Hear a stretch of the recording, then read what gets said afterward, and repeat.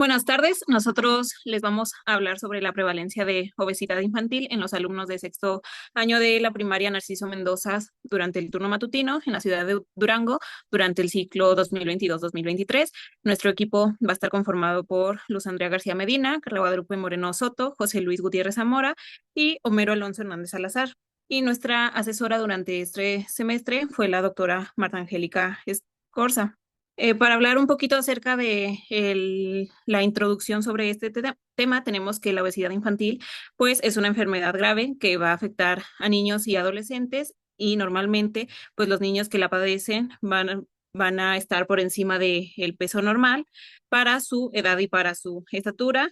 Y también, pues este problema va a ser uno de los problemas que mayor se presentan en nuestro estado y nuestro país, por lo que nosotros lo consideramos para realizar nuestro artículo. Como antecedentes investigativos, tenemos que Mercado y Vilchis estudiaron la relación entre hermanos y la alimentación en 400 niños de una escuela primaria pública y un centro religioso católico en San Mateo Atenco, en el Estado de México.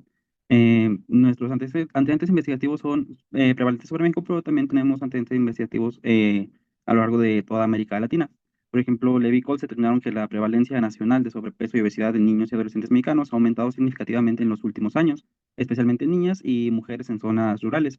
Villanueva y Cole realizaron un estudio prospectivo con 800 pacientes obesos atendidos en un hospital terciario y encontraron que la mayoría de los pacientes eran caucásicos o hispanos y que la edad promedio de inicio de la obesidad, perdón, era alrededor de los 10 años.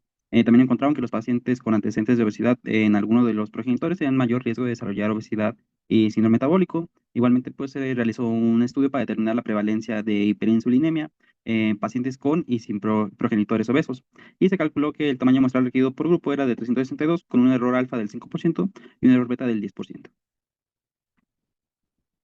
Se esperaba igualmente detectar un incremento del 10% en la prevalencia de hiperinsulinemia en el grupo de pacientes con algún progenitor obeso en comparación con aquellos sin progenitores obesos.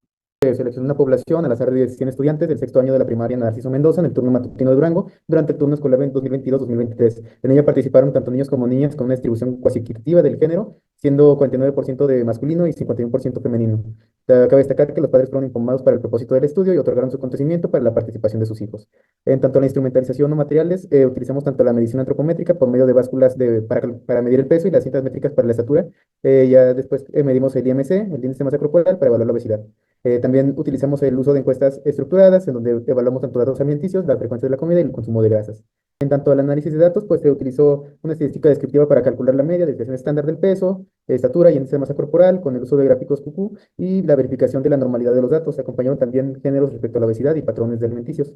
En tanto a los resultados, podríamos mencionar tanto las estadísticas descriptivas, ya que nuestra población contaba con una edad promedio de 11,29 años, un peso promedio de 41,71 kilos, una estatura promedio de 1,47 metros y un índice de masa corporal promedio de 19,21.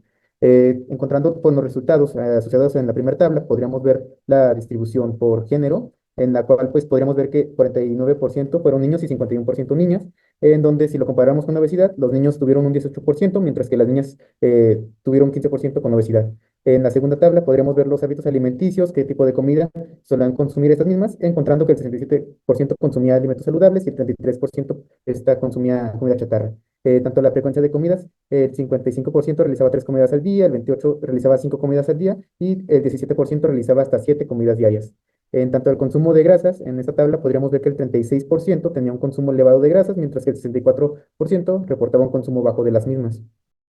Hablando propiamente de nuestra discusión y conclusiones, nosotros al identificar estos resultados de obesidad infantil, llegamos a la conclusión de que se ve una situación preocupante que es consistente con la obesidad infantil en la región. Por ejemplo, Avila R informó que la prevalencia de la obesidad en niños y adolescentes mexicanos era del 20 hasta el 34,4% y ya pues dependiendo de la región iba cambiando esta cifra. En términos de hábitos alimentarios, el 67% de los estudiantes en nuestra muestra consumen alimentos considerados saludables, mientras que un 33% se alimenta principalmente de comida chatarra. Esto es más que nada por la fácil disponibilidad de este tipo de alimentos procesados, ricos en azúcares y grasas, combinada con bajos niveles de actividad física, pues parecen ser las causas más probables de esta obesidad infantil. Además de que la frecuencia pues, de las comidas también juega un papel crucial en el análisis de la obesidad. Adicionalmente, el 36% de los estudiantes muestra un consumo elevado de grasas. Esta cifra es preocupante ya que un alto consumo de grasas saturadas se ha vinculado con un mayor riesgo de obesidad y enfermedades cardiovasculares. Y la diferencia de prevalencia de obesidad por género en nuestra muestra también enfatiza la necesidad de intervenciones específicas de género o edad al mostrar que los niños tienen más riesgo a ser obesos que las niñas. Sin embargo, estadísticamente no tiene tanta diferencia significativa, ya que ellos están en un periodo prehormonal, lo cual podríamos decir que no hay una diferencia muy significativa con respecto al sexo de niños o niñas, pero pues sí es alarmante. Por otro lado, desde el punto de vista de la salud pública, los resultados de este estudio evocan la necesidad de adoptar medidas inmediatas, adecuadas en los entornos escolar y comunitario para poder dar un freno hacia la obesidad infantil.